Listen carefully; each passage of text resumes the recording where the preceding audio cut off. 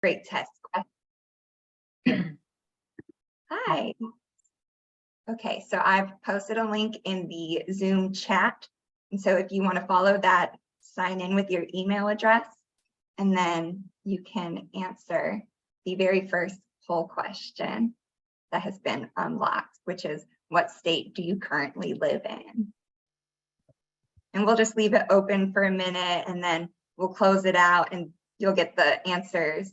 The answers should pop up there for you. Great. Just in case. Not seeing the question. Uh-oh.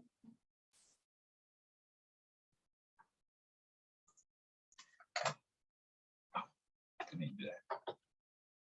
Let's see.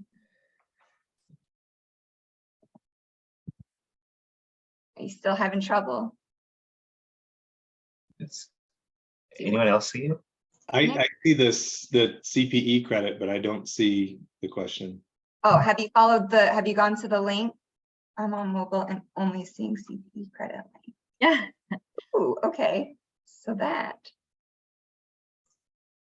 could be a little challenging. Well, while you work on that, Sarah, we'll you can communicate with us in the chat and we'll let Sarah get started. In Farrah's defense, this is probably her second training leading this effort. So always hiccups with technology, no big deal. We will get it figured out though. Thank you. And Sarah, if you wouldn't mind, take it away. Maybe tell us a little about yourself as well. Sure. Thanks so much for being here. I hope everyone had fun trick-or-treating last night. Always a good time. We had the stomach bug hit us here, so we were kind of in and out of trick-or-treating, but my kids had a great time, even if it was cut a little bit short.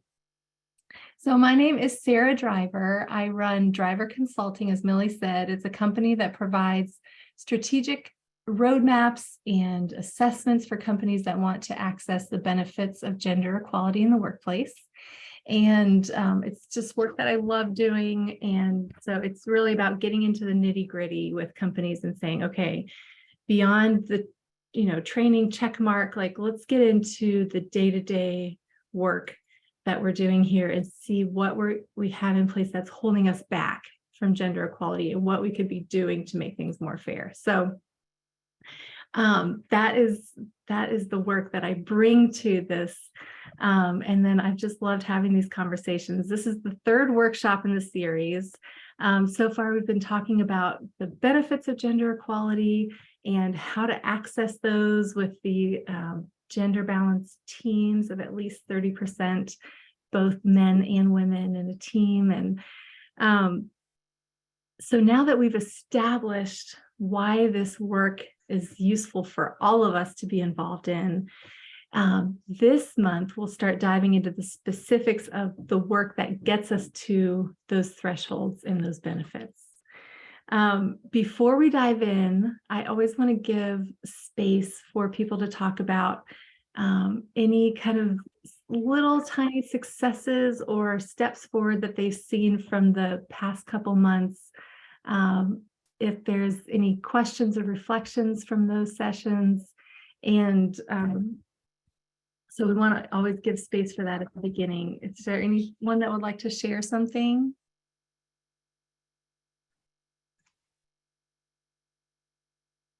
Okay, let's go to, do we want to try the CPE question again? I believe I've solved the issue. It should be visible now for everybody if you want to check one more time. Good job. Thanks Thanks for doing that, Farrah. And for those that just joined, thank you for being with us today. We are, there should be a link in the chat.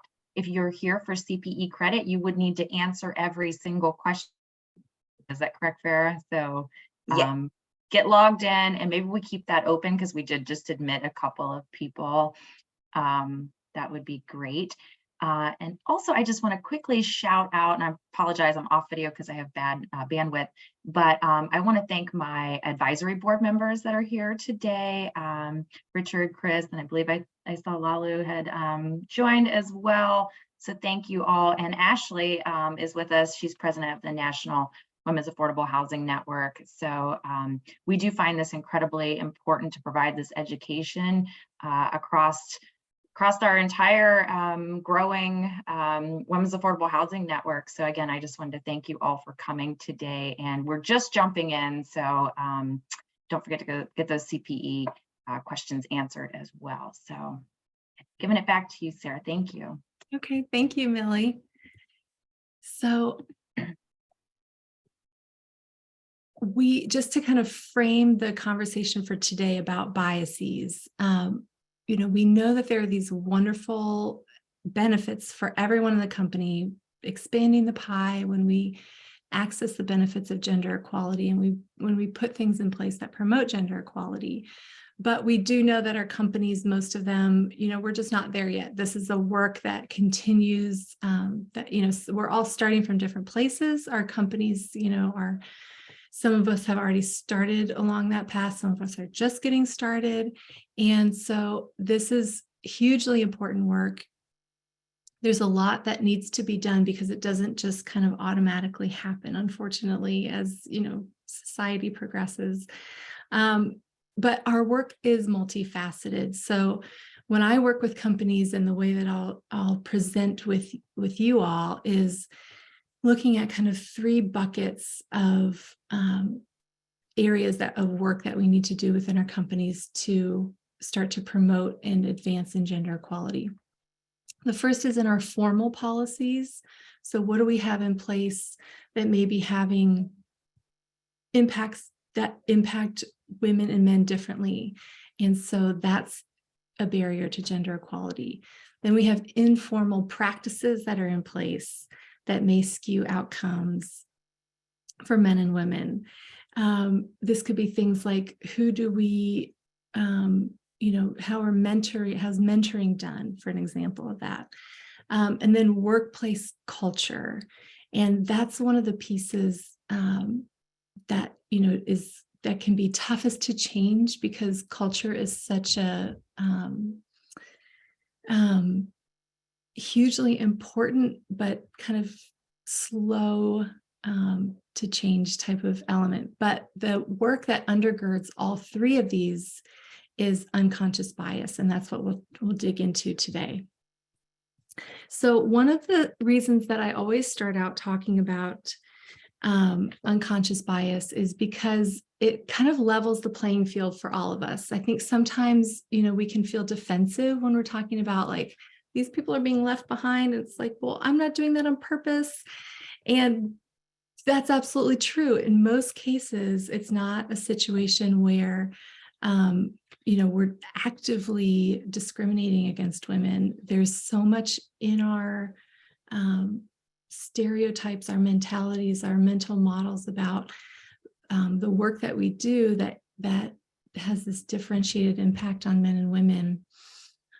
And it plays out in so many ways that we're going to talk about. But the starting here lets us kind of all get on the same page, and we all start from, the same place, because we all have the same, these same cultural impacts that affect how we view men and women differently, unconsciously. Some people call it implicit bias, and it just impacts so much about our views, how we act towards people, how we perceive people, how we judge people, decisions we make about opportunities that we give people. And so this is just a hugely, hugely important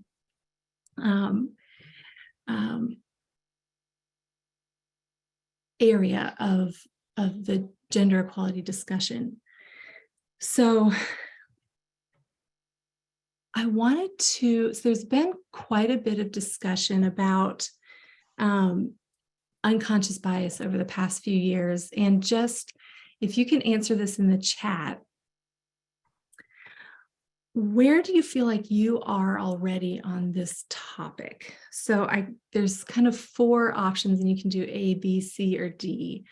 A, I know a lot about different types of unconscious bias and how to combat it. That's A. B, I have learned about racial biases and unconscious bias related to race, but not as much about gender. So that's B. C, I know little bits and pieces about this topic, but not much. That's C. And then D, I'm basically starting with a blank slate and ready to learn. That is D.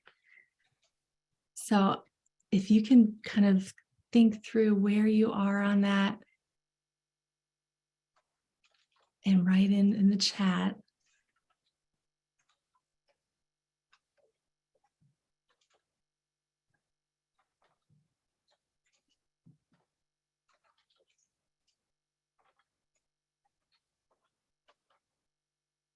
Thank you so much, you all. Okay, I love that. B+ from Richard.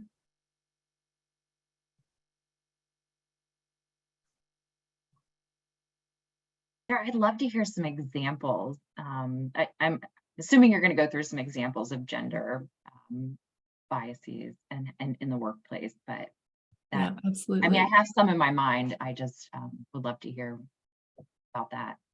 Yes, yeah, we will. That is a big part of what we'll be digging into.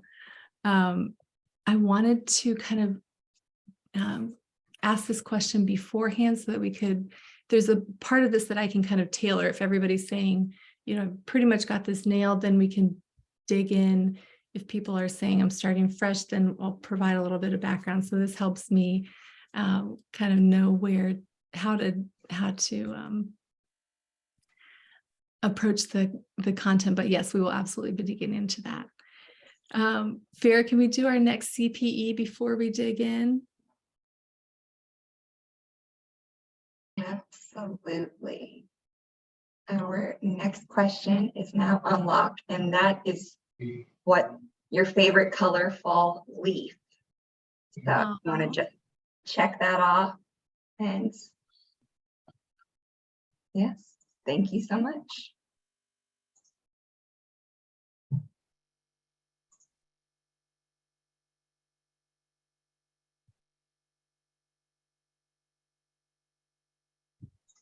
Ashley, I love what you said in the chat, that you know a lot about it, but it's hard to formulate a response when something comes up. And so we'll talk about that. That's a huge piece.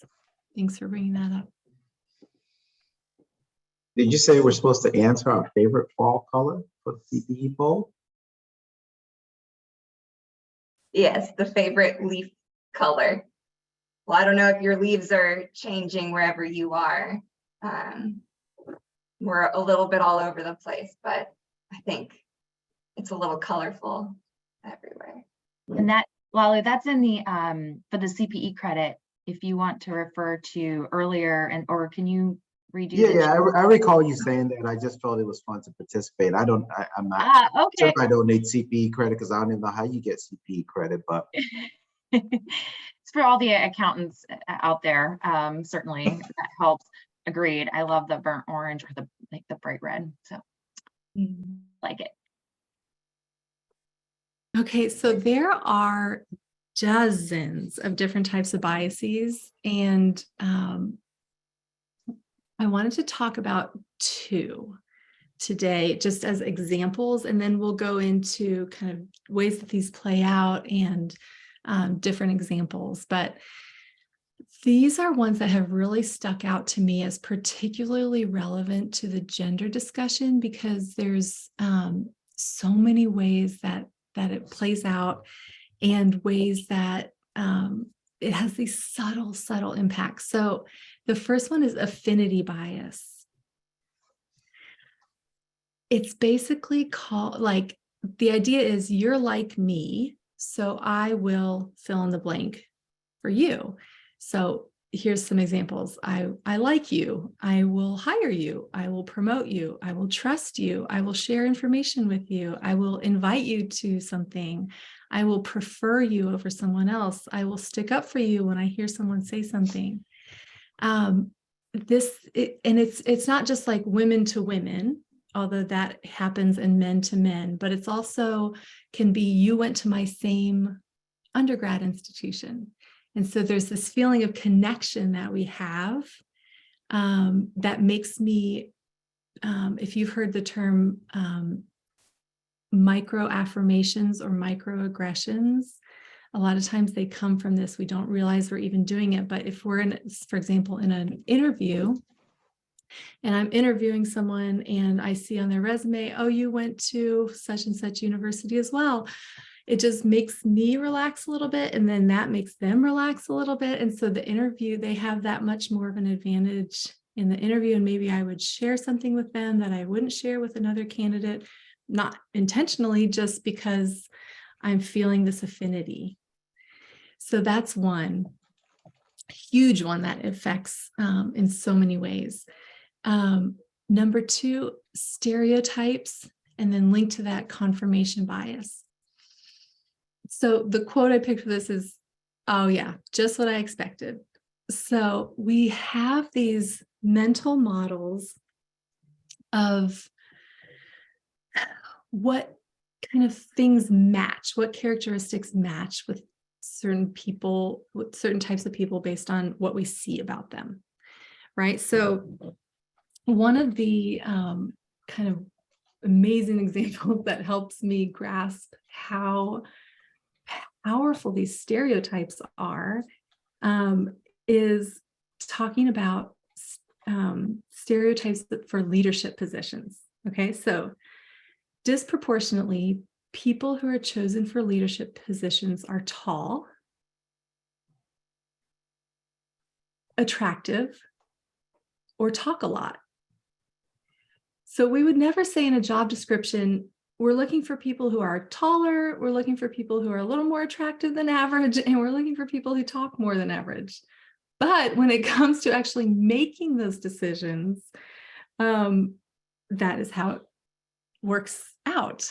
So if we just look at the height piece, so less than 15% of American men are over 6 feet tall, but almost 60% of corporate CEOs are over 6 feet tall.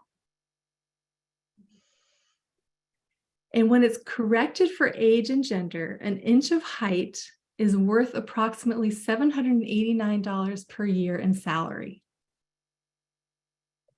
on average. So these are the things, you know, and those, it doesn't just happen at the CEO level. Obviously, that's a whole pipeline issue where things, you know, there's this stereotype that plays in. We just maybe see on movies or whatever, like that's how we picture people in leadership or people who we want to be in authority. So I happen to be 5'11", so that works out for me. But it's absolutely not fair at all. And so, you know, as we see on the screen here, this is, bias can be based on age, disability. Ashley says, I'm 5'3", but I talk a lot. So that helps. You kind of at least can balance out. Age, disability, gender. Richard, perfect. He's almost 5'10" and talks a lot. That's fun. So you probably guys are rising stars, right? And so our little introverts get left behind, even with really strong leadership capacity. But so it can be based on gender, ethnicity, appearance, hairstyle. If you've heard about the Crown Act and Black women wearing natural hair in the workplace and it not being considered professional for some reason, or how it plays out in schools. Your name, your accent, your word choice, your speech patterns, all of these things that have nothing to do with your talent, your potential, they all impact how we all view people, their potential, their capacity, how we interpret what they say and do. It also impacts how people see themselves. And this can be even the more damaging piece of unconscious bias. So not only do they often have their own stereotypes, which we'll get into in terms of women being biased against women, which is just so sad, but true. But so you have all these little things that happen to you along your career So let's say I'm a woman and I don't get hired because I'm, the person doing the hiring is a man. Or I don't get that extra bit of information because I wasn't at the golf outing. And so I don't have the leg up when it comes to such and such project. I don't even know those things are happening. And so unless I know about these biases, I may interpret that to mean I'm just not that good at my job, or I'm not valued here, or for some reason things don't work out for me. I guess, I don't know what I'm doing wrong. And it's nothing that you're doing wrong. It's just the impacts of these biases. And so one of the things that we can do to make these biases, exactly, confidence killer, Richard says. One of the things that we can do is just let people know on our teams, if you're managing a small team, everything I talk about can be shared with them and have a big impact. This includes all sessions, but this one, if you let people know, here's a couple examples of biases. And if you feel like, this is, you're feeling this way, that you're not confident, a lot of it could have nothing to do with you. And it could be due to some of these other impacts. And then, as people learn about it, they can become aware of those and not blame themselves for what is happening to them. So any questions or comments about that? I was thinking, Sarah, this is Millie. Some of the workplace bias I think you used to see around, like you were mentioning, natural hair, but I think like tattoos, crazy hair colors and things back in the day, especially as I was coming up, my mom was like, oh no, you don't have that sort of thing. You'll never get a professional job.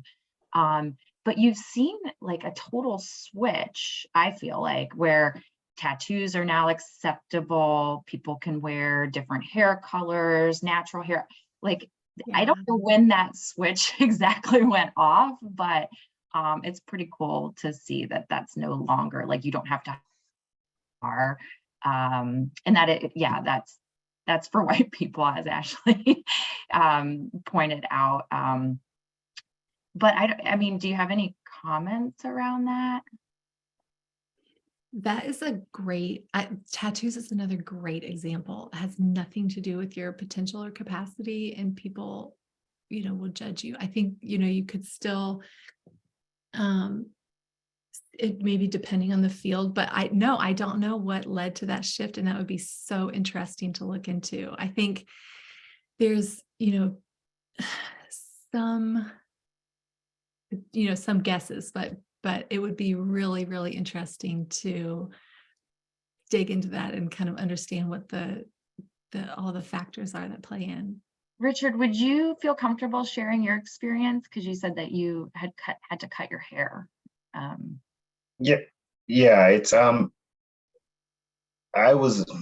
my original early career was in affordable housing and real estate.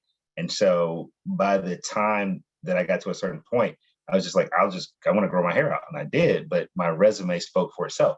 But about 4 or 5 years ago, I started transitioning out of an entrepreneurial role into looking for a corporate job. And I knew or felt, because people would make comments when I meet new people, that I needed to cut my hair. And it's partly in that, and partly because I was also doing some stuff where I was working in Baltimore, to be honest, and I was carrying had a carry conceal license. And one of the police officers I knew, he was like, you have to cut your hair right. Because when we talk about unconscious bias, he said, you're a muscular guy with dreadlocks in an area where people normally don't have legal guns. No one's going to give you a chance to open your mouth. And so between those two things, I say, you're probably right. And I should definitely not create a scenario where I am being judged ahead of, like I said, before I get a chance to speak. And so I think that is a similar scenario you have with, particularly African-American women when they wear a natural, or if they wear locks or what have you. there are unconscious bias or preconceived notions that are associated with them that set the tone for the engagement before it even happens. Yeah. And so it's interesting. One of the things that I was thinking about, kind of an unconscious bias, was, people say women are emotional, right? Hmm. And I remember when I was dating someone and I was like, "You're getting so emotional." And she said to me, "You're just as emotional. You just get angry."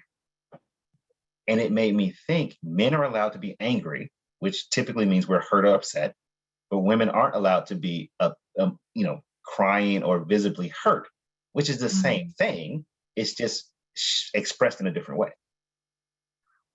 Great example. So true. Thank you, Richard. I really appreciate that. Does anybody else have an an example or comment that they are comfortable sharing? Or because I'll be honest, I didn't even know about the affinity bias. That's why I put in the chat. I was like, I've never even heard that. But that was, yeah, it's really true. No, so not to hog the conversation, but I'll give you 2 minutes. When I started grad school, my roommate it's funny because we became best friends, a 6'2" white guy. And we were having a conversation about bias. And I said, "Mark, have you ever interviewed for a job where the people interviewing you didn't look like you?" And he said, "No." I said, "Well, typically when I interview, I'm lucky if there's one other Black person in the interview process." And I said, "So when the person who's interviewing you sees you, he sees himself in you, or it's someone he would want his daughter to marry. There's never that connection with you. That's the affinity bias."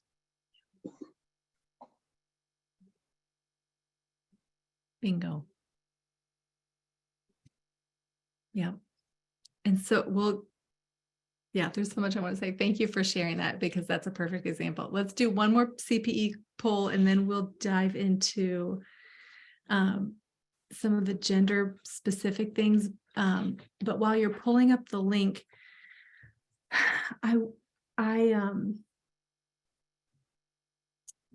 Richard, that example, if it's even a 1% bias, and we'll talk about this in a second, but if it's even a 1% bias or 2% bias, which affinity bias, usually it's not, usually it's more, that just sends things 1% over the course of time, sends things in a completely different direction.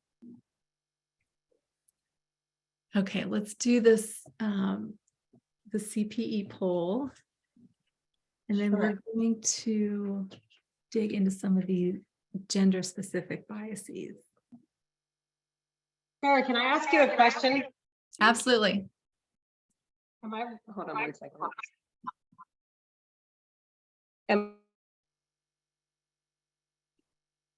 For you all, or am I coming through clearly? Okay, now we can hear you.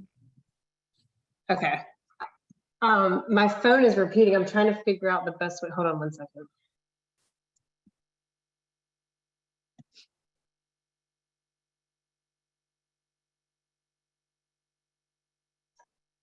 Can you hear me now? Yes. Okay, great. I have a quick question that came up on the first call that we had while everyone's doing CPE, and I didn't know how to respond, and it was after you had hopped off. And this seems to be affinity bias, which is why I'm bringing it up.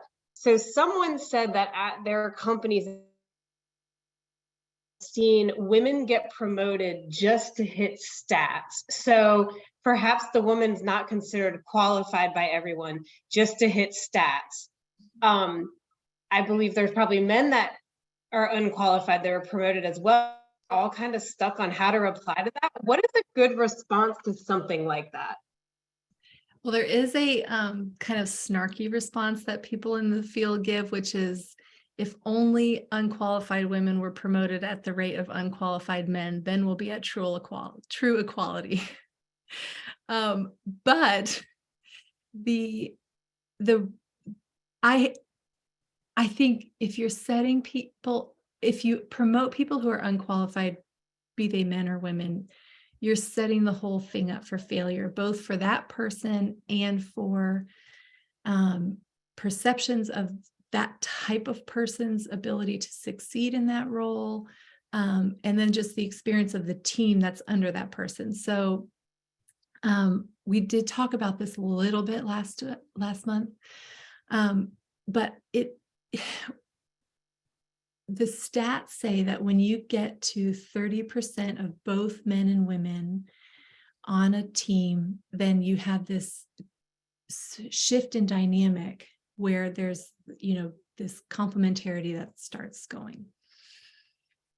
And that even when you have a team of people who are all qualified, but come from diverse backgrounds, they will outperform as a team a comparable group that is all the best in all stars, but homogenous. Why can't I pronounce that?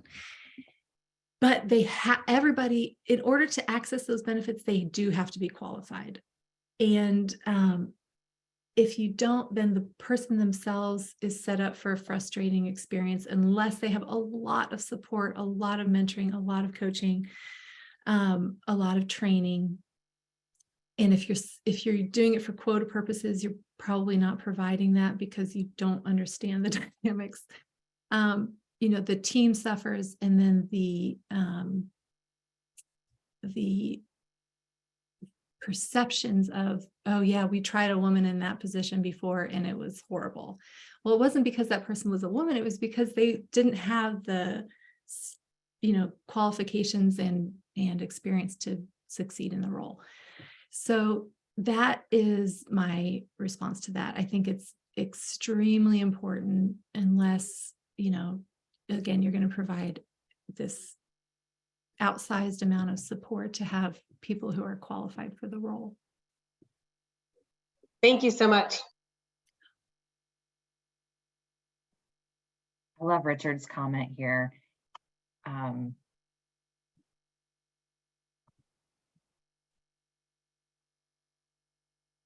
Okay, yeah, so this gets to yes, okay, let me comment on Richard's comment.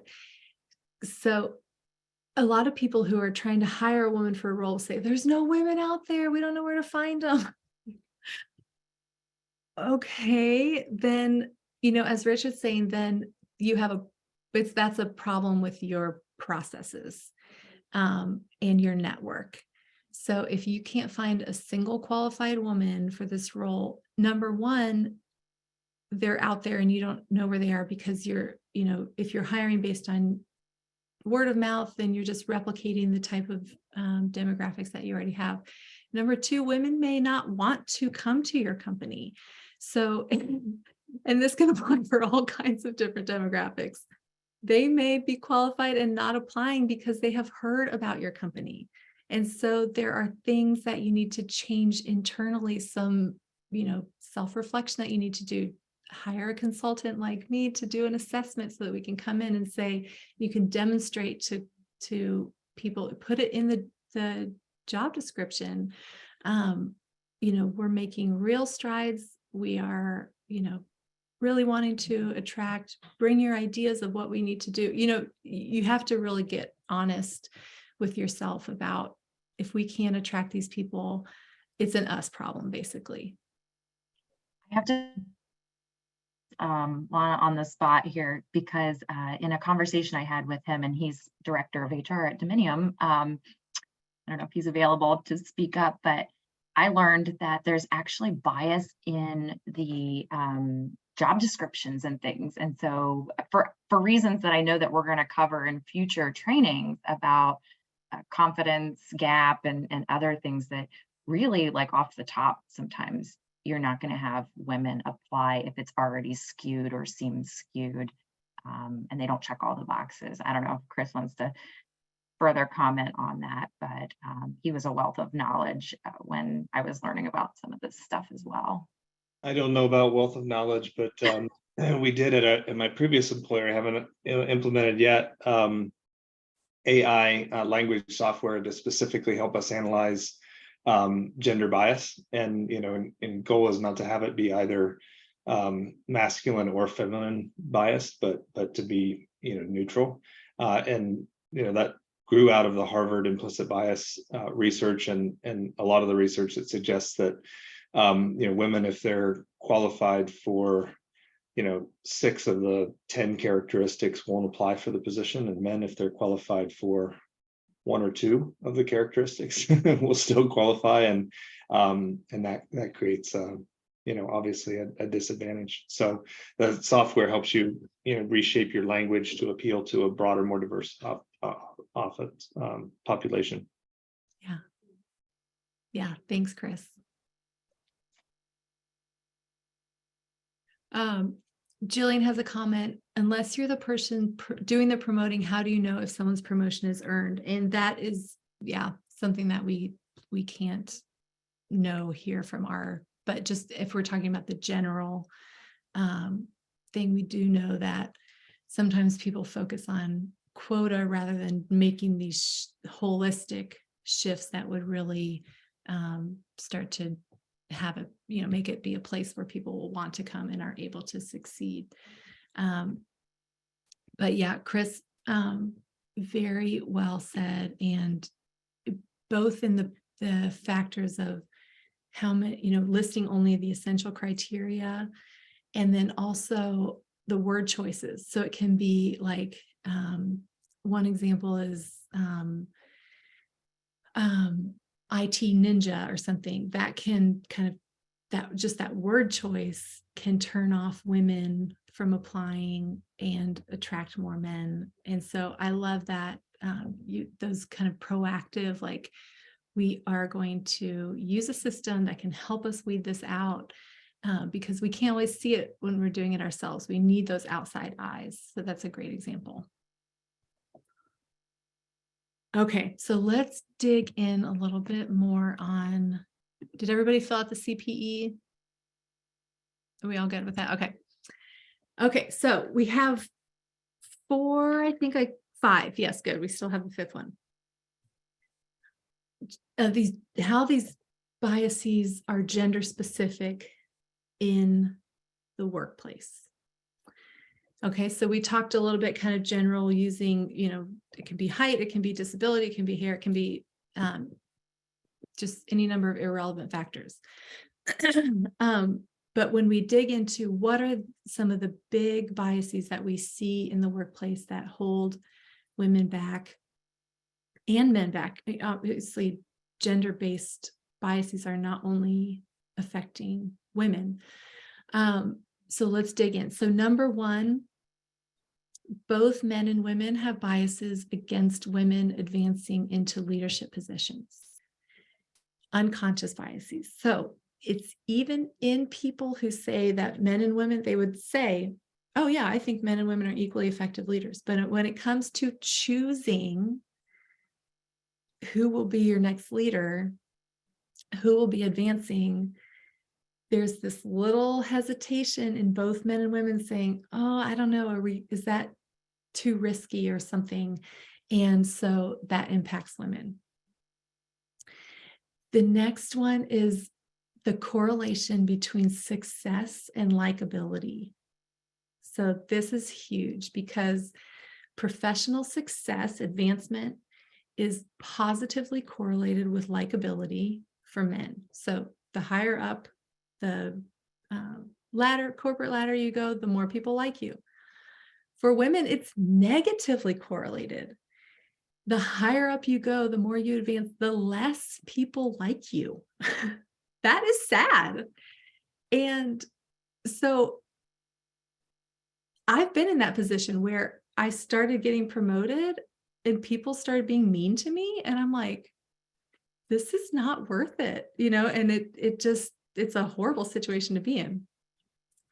It is rare that a woman is perceived as both liked and competent. So what kind of workplace does that set up for women who are ambitious, successful, making advances? They have to give up those peer relationships. That's horrible. And this is both men and women that have these negative correlations for women advancing. Sarah, Yes. was there any details on like what brings that about, like jealousy, insecurity? Like I know this is an issue, I just don't get it. And I guess just for me is like I'm attracted to intellect, right? Both like personally and professionally. So for me, if a smart person succeeds, I don't care I like that, but I get that for some people, it's an insecurity or a jealousy thing. It can be that, and I think it can even be something as simple as like, it just doesn't square with what I think is gonna Okay. be. You know, it's like, Yeah. wait, that doesn't make sense with what I expect, and so, like, something's wrong with that, but I wouldn't even say it's about this is the thing, I think when you're in the situation, you wouldn't say, "Oh, I like that person less because they're advancing and they're a woman." You would just say like, "Oh, they've become snobby now," or something, even though nothing changed about how they're acting. So it's just this like, the thing about biases that is so tricky to deal with is that we just think they're natural and normal and like common sense and good oh, what's the word, discernment, you know. It's like and as Millie says, intimidating. Same, I've heard that since I was 14 years old. It's like, okay. Yeah, but I think part of it is you know, in some very real ways for women, there's only one woman who's going to get to the top. And if it's her, it's not you. And so, you know, I think there's a legacy of that. But then I think some of it is just this like, that just rubs me the wrong way for reasons I can't explain. Any other thoughts about that? Just sad. That's so sad. Okay. So gender-based bias against men in nurturing or support positions like nursing, childcare, administrative assistants, even if they are well suited and qualified. So, you know, something really sad is people who like men who want to go into childcare and are like, are they creepy? Like, that's sad. But it's this kind of, you know, we think that's like protecting our kids, and it's a bias.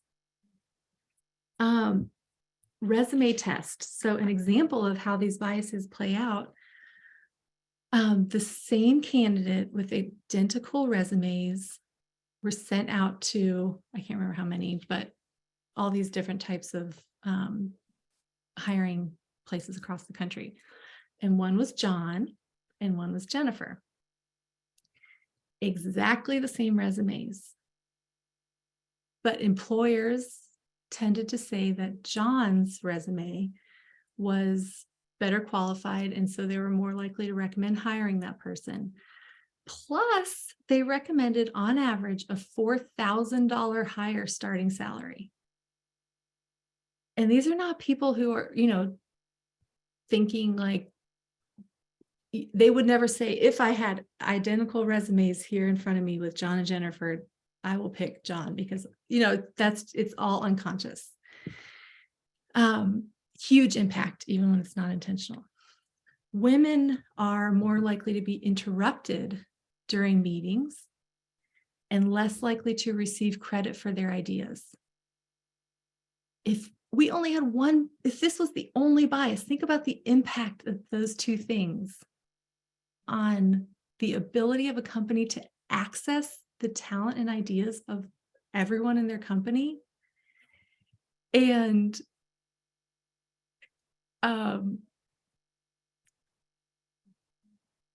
the lack of ability of women to advance. Okay, so Ashley says, I was told to interrupt more. Okay, so this is pushing women into, if you act more like a man, then you will succeed here. And Ashley says, I do it, but I feel rude. Okay, so what is a better approach is for there to be a discussion in all the teams of our company saying, we do not interrupt people here. And if you are interrupted, you can just, you know, give people a script for what to say. If someone else is interrupted, give people a script for what to say. So in terms of, I think there have been some workplaces that have implemented this very successfully, where anytime anyone's interrupted, they just say, oh, I think she was right in the middle of talking, so let's let her finish her thought. And same with receiving credit. So I think Millie has mentioned this. She had someone who would go to bat for her and say, that idea that you're talking about now, I remember Millie just brought that up 5 minutes ago. So those are the things that we can do as allies for other people. And this is, not just gender related. Those are things that we can recognize for ourselves. I'm not being interrupted because my idea wasn't good. I'm being interrupted because people have biases against women speaking, and feel that they can just barge in on what I'm saying. So those are really practical things that as leaders we can say, okay, in our team, women, just say this in a meeting. Women are more likely, and there's a lot of data on leanin.org about this that you can find. So bring the data and just say, women are more likely to be interrupted. They're less likely to receive credit for their ideas. What are we going to do to address this? Here's some scripts. Here's what, we want to make sure that we're accessing everybody's ideas, that everyone is bringing their best to this team. We need everyone's ideas, etc. And then that's half the battle right there, as it's played out over time. Yeah, I love like the idea of actually stepping in and being like going to bat for other people. We can all do that, right? And I think that's so powerful to just, you can either watch it happen and just stand on the sidelines and know, do better. Once you know better, do better. Or you can kind of step in and like you said, my ally was terrific and saying, I think what Millie has been trying to say, because, sometimes like you just weren't getting anywhere, or you weren't being heard, or you were being interrupted or whatever. And so that's a huge takeaway. And if I see it happening, just really gonna have to step in and say something and recognize it, but also just being upfront with the team. I think that's a huge takeaway too. Just like, this isn't going to happen here, kind of lay it out on the table. Yep. Thank you. Yeah, absolutely. And it's one of those things where when it happens in real time, we either freeze or we sometimes can lash out, where if we have a plan and we've talked about it, we can just have our script ready. And so when we can talk about it and be prepared, that just gives us a huge leg up.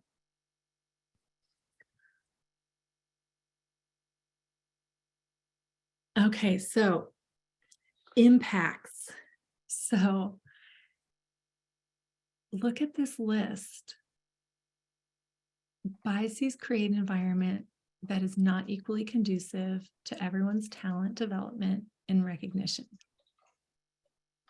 Recruitment, hiring, promotions, onboarding, mentoring and sponsoring employees, feedback, job assignments. So this one, job assignments, we find that women are less likely to get the challenge assignments that would help kind of set themselves apart for promotion later on. So that's a huge piece, unconscious bias impact. Who we seek out as collaborators, who we offer training opportunities to, selection of board members, attention to people's ideas, salary gaps, flexibility, performance reviews, marketing campaigns. Are we recreating those biases in how we, in the pictures and videos that we use as a company to promote our product? Who we imagine as our customers and stakeholders. So this is not even the full level of impacts, the full type of impacts. This is just a subset. And, we kind of got into this earlier, but the biases don't have to be 100% to have a huge impact. It doesn't have to be, oh, I'm against women in leadership. They will never advance in my company. it's very rarely like that. And thankfully, I mean, but just a little bit of hesitation can have the same result. I'm not sure I'm going to go with what I feel is a safe bet by hiring a man for the leadership position, for example. Even a 1% bias against whether it's men or women in any of these categories just has a huge impact, both on the company and on women individually. And we need women to be in these leadership positions so that we can access the benefits of this complementarity of backgrounds. So we have to find ways to prevent our biases from impacting all these areas. So how do we do that? The really big bummer is that anti-bias trainings usually make biases worse.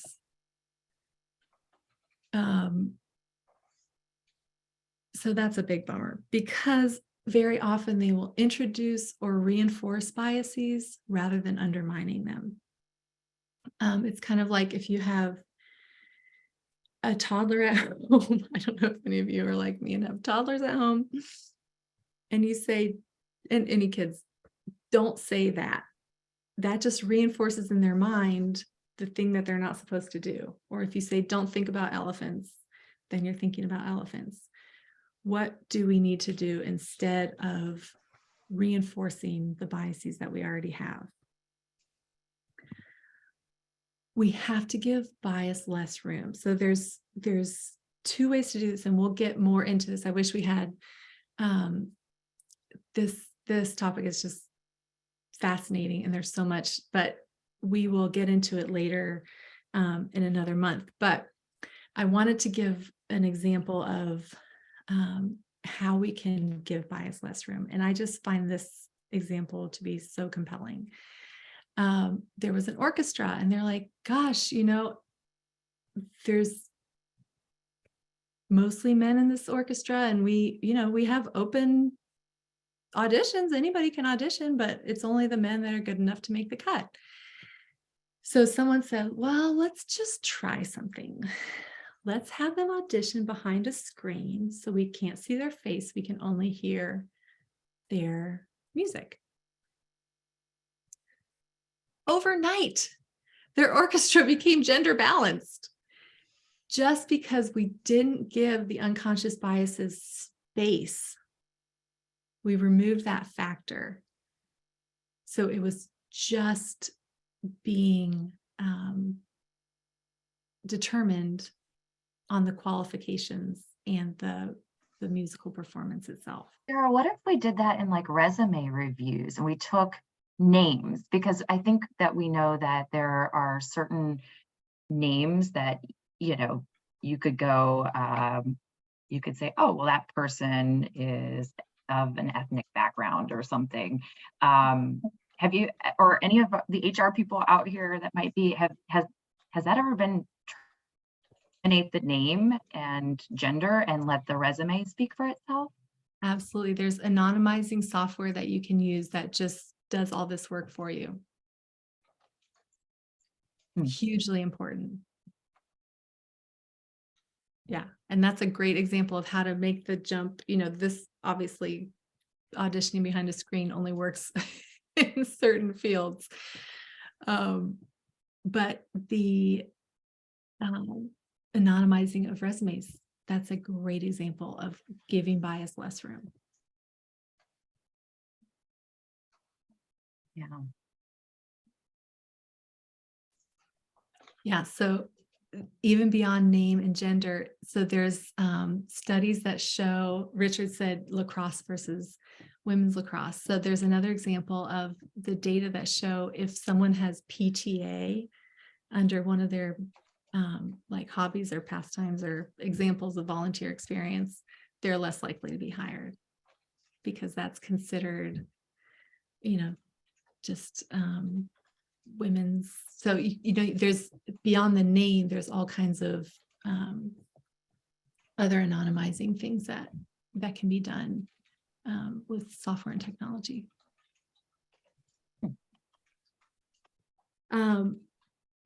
So there's a lot of other examples too on Google. The company Google has a website called Rework, and they have unbiasing, a lot of best practices for unbiasing on that website. If you want to get a head start, we'll talk about some of those things in the session that covers unbiasing later on. But if you want to start to look at some of those, the other thing is about learning new stories. So just saying the story that you have about women is wrong doesn't help us change how we think about women in leadership. For example, we need new stories. So we need to be reading stories about successful women in leadership. We need to be telling our kids successful, stories about successful women in leadership. We need to be sharing those in our teams, and not just about women in leadership, but that's an example, undermining our biases that we have with new stories that are true and represent the demographic more fairly. Let's do the last CPE. I think we have one more, right, Farah? So if you are following along with the CPE questions, the last one is unlocked, and it's just a nice little true false question for you. And then at the end, it will ask you to do an evaluation, and that just helps give our instructors a little feedback for improvements or little tidbits. And if you could fill that out, then we'll be able to email you your CPE certificate within the next few days. Thank you all. I have a question. Where is this information at? I missed it. Where am I filling something out at? Oh, the CPE questions, if you were following along from the beginning and able to access the software, then we're able to issue CPE credit for the answering the participation poll questions throughout the session. Let's see. Were you able to see the link in the chat function?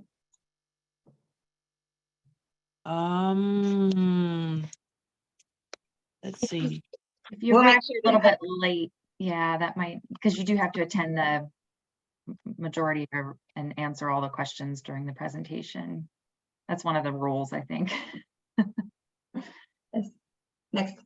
Next time I'll try and add a couple extra poll questions in there in case we have late arrivals. I'm new to this process, so I'm learning along the way. So thank you for sharing this piece of feedback. This is really helpful. No, that's okay. I was here from the beginning, but I just missed that. That's okay. Well, we will continue to offer CPE thanks to Tidwell Group for sponsoring that portion. And I know a few people are having to jump off, and that's one of the reasons we shortened this, because we know that people are trying to put this during their lunch hour. And I just want to thank Sarah Driver. I want to thank committee board that's been on and everybody who participated.